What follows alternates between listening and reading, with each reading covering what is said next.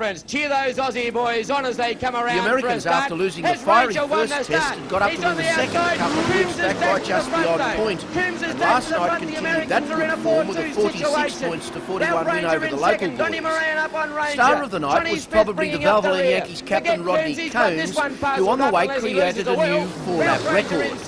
All drivers were competitive, with the new cap, Reverend Ronnie Pine, well worthy of his place. The Speedfest Super Sedan Classic overall winner was decided on accumulated points over the 3 races. 10 drivers went into the last race with winning prospects, as the leading point scorers after the earlier heats had started at the rear. Peter Bink from the ACT ended up winning with some steady driving, but the eye-catcher was John Pine, who drove brilliantly to end up second after being held up by slower traffic. Ron Letham was third overall. And gives Peter Bink Speedfest, but what a magnificent...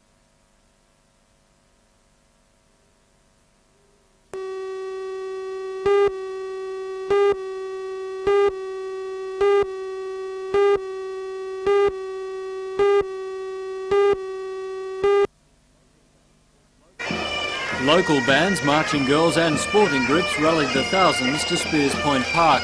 Flying high were flags and pennants pointing to the events on Australian minds at the moment, namely next year's bicentenary and the America's Cup defence. In the park, the masses showed their support for the celebrations organised by the Australia Day Council and Lake Macquarie City Council.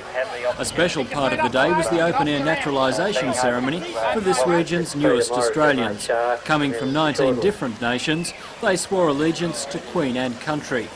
The throng enjoyed the perfect Australian summer day and the displays and entertainment. And of course the day wouldn't have been the same without some good old foot-stomping Australian colonial music.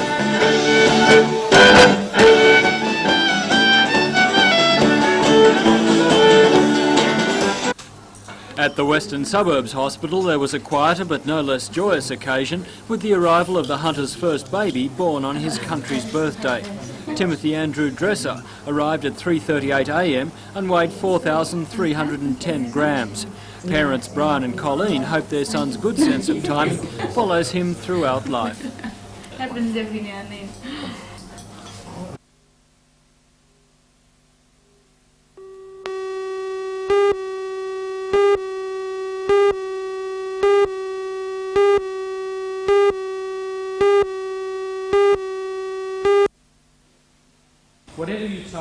More than 50 high school students who have recently completed Year 11 are ignoring the call of the beach and are spending part of their holidays learning more about maths and computers.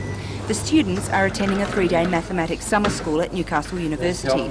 According to Warren Brisley of the university's maths department, it's an opportunity for students to learn about different aspects of maths not on the syllabus. For example, in this summer school there are 3 things that we're doing. We're talking about cosmology and relativity, and we're talking about the application of mathematics to biology, and we're also talking about the application of mathematics to stellar and nuclear processes.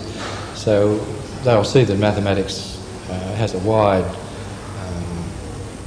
wider vision than just they see at school. In summer schools, say 10 years ago, the computing was the sort of thing which they were quite scared of. Now it's more along the lines of where can we learn more about the computing, what can we use the computer for? I think they have much more fun in the last 2 or 3 summer schools with their computing.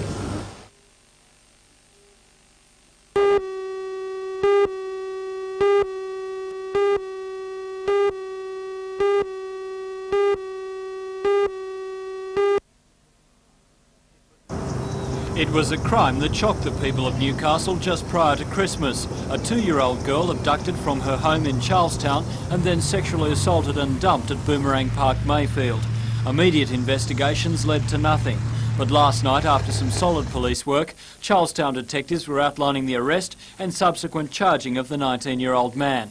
The police had used links between the attack and several housebreaking and car stealing offences in Charlestown to track down the offender. He was arrested in a car stolen recently from Charlestown at Tanilba Bay on Monday and questioned at length by detectives yesterday. That man has taken us to locations at Charlestown and Mayfield, and he has shown us certain things and made certain admissions to us concerning the abduction. It's now more than a month since the abduction took place. You must be pleased to have cleared this one up now. We're extremely elated because a lot of hard work and dedicated police work has gone into this inquiry, and I would like to thank the members of the public for the assistance they've given us in this inquiry. It's probably the worst offence I've been involved in 20 years of the police force.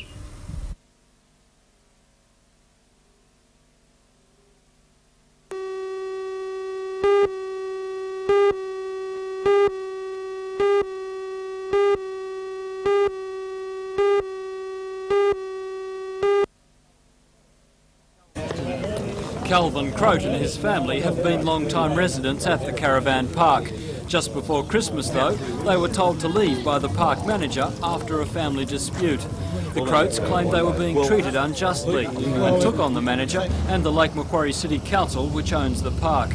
Last night at the City Council meeting, the Croats were backed up by a large contingent of supporters and members of the United Caravanners and Campers Association. A submission was made to Council by UCCA representative Keith Wilson, and Lake Macquarie Mayor Jeff Casterfield granted the Croats a temporary reprieve. Council will review the case and then make a decision in around 3 weeks. For Calvin Croat, last night's outcome is welcome. Oh, I'm pretty happy. I just wish they had made a decision tonight, but we had a good turnout and they were fair to us, I think. We had a good hearing. Do you think you've won stage 1 of the fight with Council? Well, I don't really look at it as a fight. I mean, it's been blown out of proportion, really, isn't it? So all I want is to be left alone, live the way I was living. There have been suggestions that Council would relocate you. Is that a satisfactory alternative, do you think? No, it's not. I don't want to move. And as I said before, I don't think there are grounds to get me evicted. They can say relocate, in my words, it's evicted. But I honestly don't think they're going to do that now. You know, we've got a bit of common sense in there now, I think.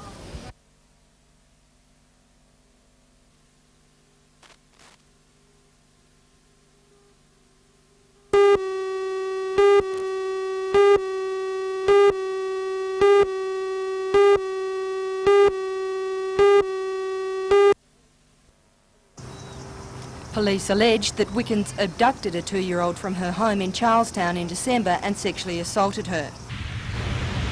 Magistrate Cleary refused bail because of the seriousness of the allegations and to protect the welfare of the community. Wickens was remanded in custody to appear in Newcastle Court on February 3. Defence for Wickens requested that he be detained in protective custody until his February reappearance.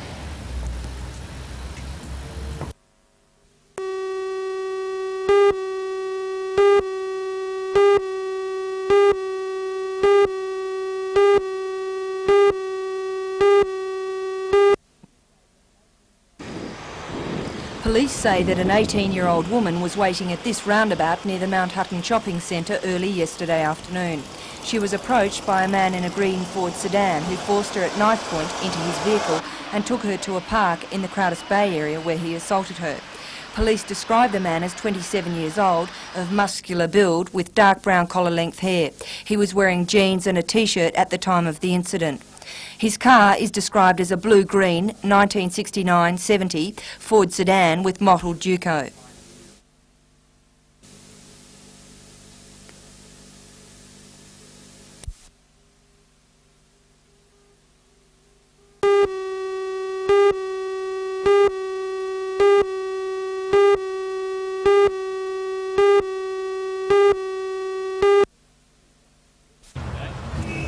For the past 2 days, this has been the scene at the Honeysuckle Goods Yard. Office and shunting staff have been on duty, but there have been no lorry drivers, station assistants or forklift truck operators.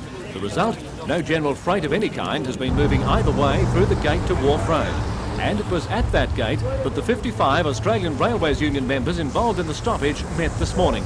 They heard a report of negotiations between their union and the State Rail Authority, which led to the promise of some compromise in the dispute. It centres on cutbacks in rostering, which will mean less overtime worked and a resultant drop in incomes. Northern organiser of the ARU, Ray Conway, said it was not a unanimous decision to go back.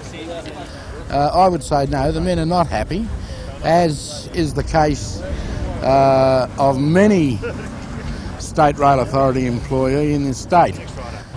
Mr Conway also hinted at further industrial confrontation, not just over the rosters, but conditions as well. The way we're going at present, I can't see too much improvement when you look at a place like Honeysuckle Yard, who are living in probably the worst, or working in the worst possible work area that you could see possibly in Newcastle. Old asbestos roof, disgraceful. You don't see that, or you don't see too much of that in private industry. They have decent amenities and so forth for their men, but anything seems to be good enough in Newcastle for railway employees, and we're going to change that.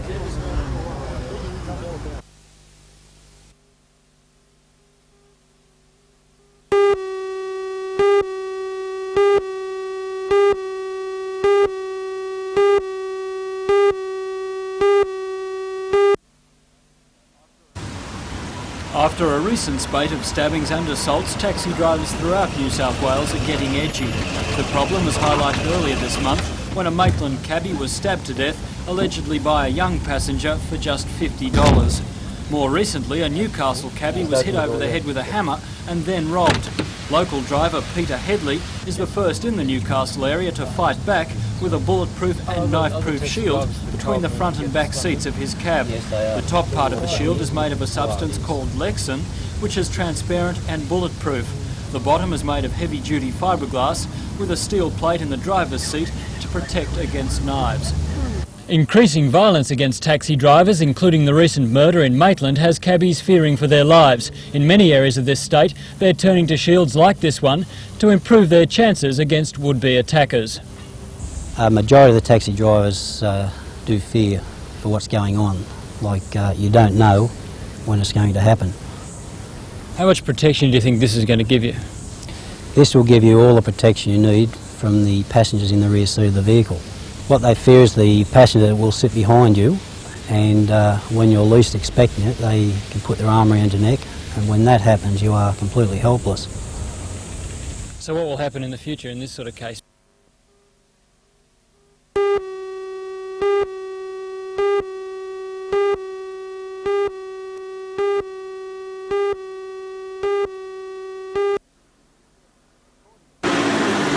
According to detectives, there have been 4 sexual assaults in the Charlestown area in the last month.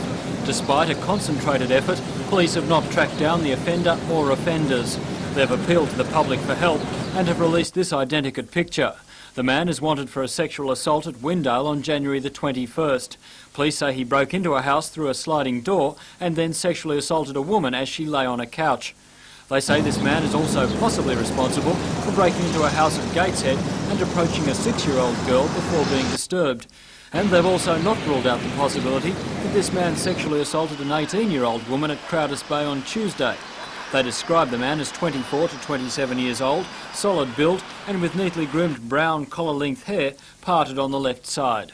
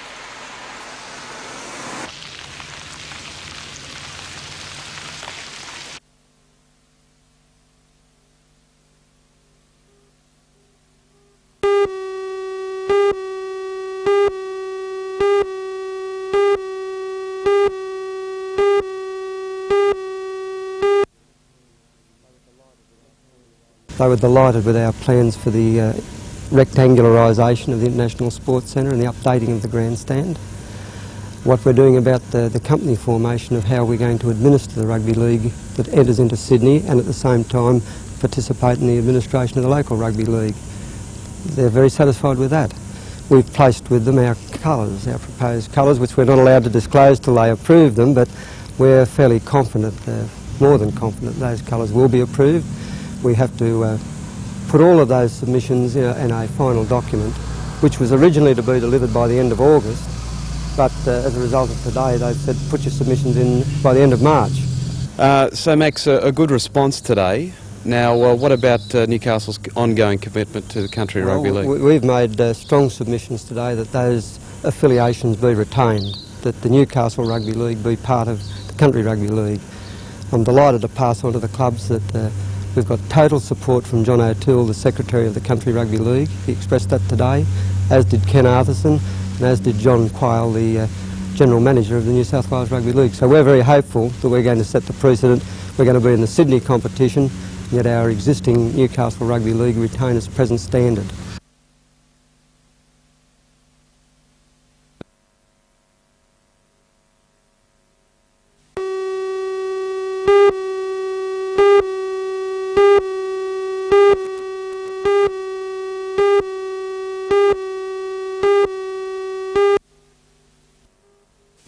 These birds aren't just making the news, they're making headlines, and they're just up in the air about the chance to dress up. The favourite costume is this little number, an exact copy of the uniform worn by Super Bowl champions, the New York Giants. It even has pads in the legs and a helmet made from a pencil sharpener. But the clothes aren't just a bird brain idea. They make money for designer and bird collector Alva Bauer. She has 160 feathered friends in her nest. Her most fanciful creation is for St Valentine's Day, one strictly for the birds. But she also produces outfits for celebrities such as Luciano Pavarotti.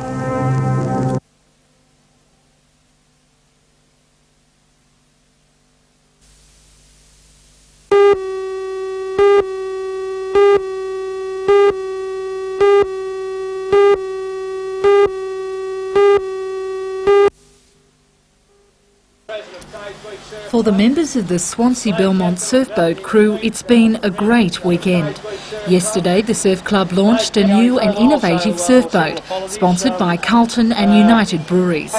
The official duty was performed by the wife of Cubs regional manager, Gloria Berry. Fully equipped, the boat costs $11,000 and it features a radical design. It's completely constructed of foam sandwich fiberglass and is loosely based on the shape of a 16-foot skiff. It was built and designed on Lake Macquarie and, to the sponsors' delight, has been called the Victoria Bitter. The boat gets its first test at Sydney's Coogee Beach next weekend, when it will represent Newcastle in the final of the main Nicholas Surfboat Championship.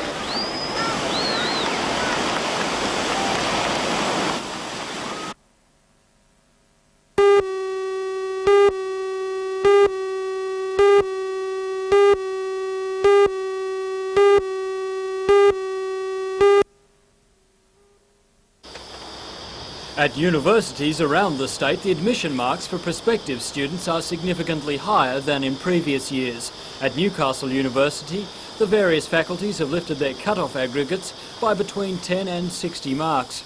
If you're looking at arts at Newcastle, then the mark is 318 this year, compared with last year's 245. At the top end in medicine, the entry requirement is 432 compared to 424. The new high school certificate marking system and higher university entrance marks have created some confusion, even for Newcastle Uni's new Vice-Chancellor, Professor Keith Morgan. Well, as a new arrival here myself, it's producing a certain amount of confusion for me, and I guess it's producing quite a lot of confusion for parents and for students. But hopefully it is going to produce results which are useful and will not be any worse, at least, than they were previously. The Vice-Chancellor is confident, however, that the new system will not disadvantage any students. As a result of the new system, higher school certificate marks this year were significantly higher than in previous years. This, combined with the higher university admission marks, will mean that the same proportion of students will get into uni as in the past. We've set our matriculation level in order to meet exactly the same conditions as last year. That is, the same proportion of people should be qualified for matriculation this year as were last year.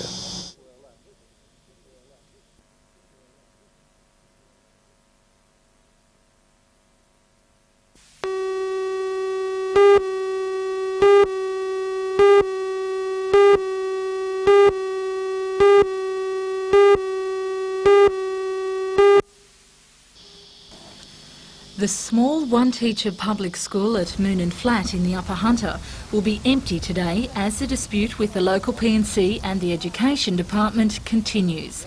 Last week, the P&C threatened to boycott lessons over the unsuitability of the new schoolteacher, Louisa Hayes.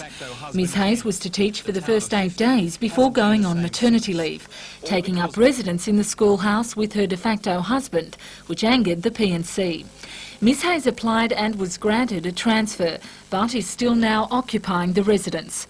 A replacement teacher has been appointed, but Secretary of the P&C Jim Dale said that the 20 students would not be returning to school until Ms Hayes and her de facto husband had left the premises. That won't happen for another week. Meanwhile, nearly 2,000 students are enrolled at Maitland's 2 new high schools. The old Maitland Boys High has been renamed Everett High School, while Maitland High replaces the old Maitland Girls' School. It's been a long-running controversial issue in the city, and now even the new names are yet to be confirmed. A letter has been distributed to all ratepayers of the area and includes a questionnaire asking if the new names are favoured. The results will be handed over to the State Geographical Names Board, and then the Minister for Education, Rod Cavalier, will make his final decision.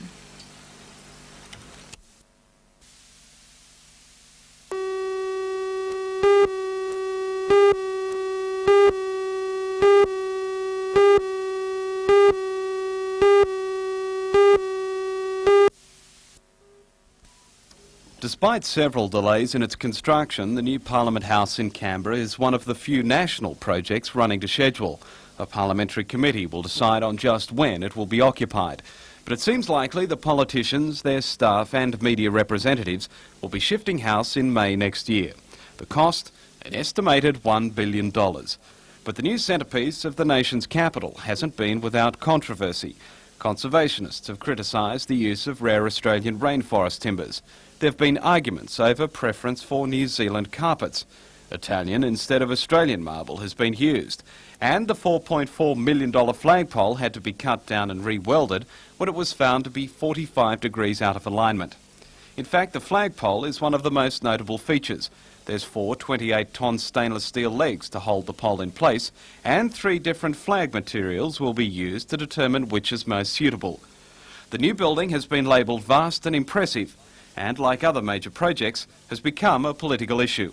But despite the criticism, construction on the new Parliament House will go ahead, and hopefully it will be open in time for the bicentennial.